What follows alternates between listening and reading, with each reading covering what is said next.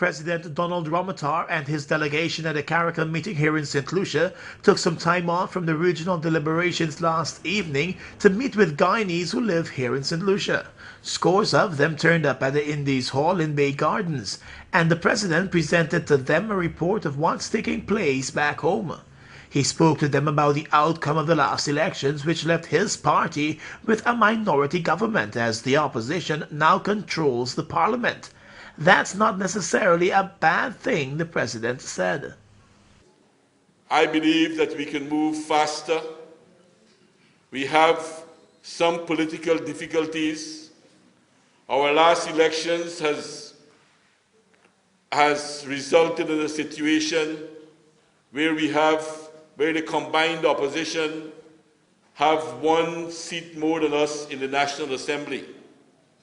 That by itself is not necessarily a bad thing, because it can probably help us to forge more consensus and move ahead if it is used in a proper way.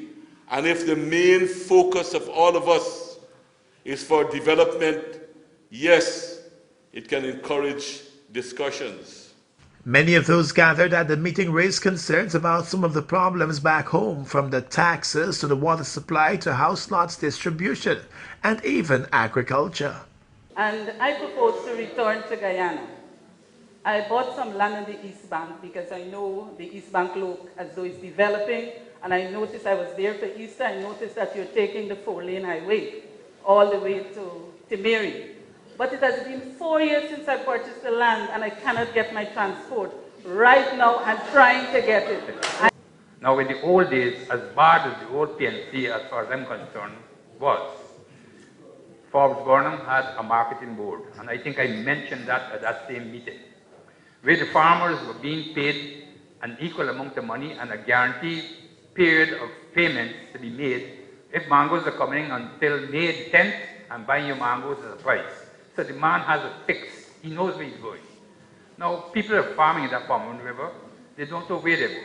And Mr. Prasad came there with the idea of moving them to the higher grounds because of global warming. Now, I know, and you know, and I think I questioned him there, where you put in those people, they can't plant anything. They'll never make a dollar. You put them in the sun. You can't plant anything in the sun, unless you're Chinese or Israeli or something. I don't think anybody moves to any higher ground, because I think if you were bright, after a while, people want to stay there and farm. But it is not a bad thing to learn the techniques of the Israelis and the Chinese so we can plant on the sun as well.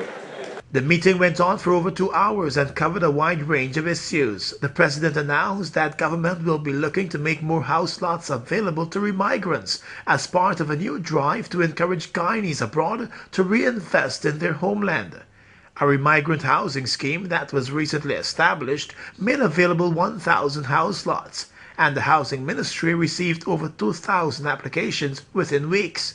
President Ramotar was accompanied to the meeting by the Minister of Foreign Affairs, the Minister of Finance, the Consul General in St Lucia, and the President of the Guyanese St Lucia Association. In Castries, St Lucia, Gordon Mosley reporting for Capital News.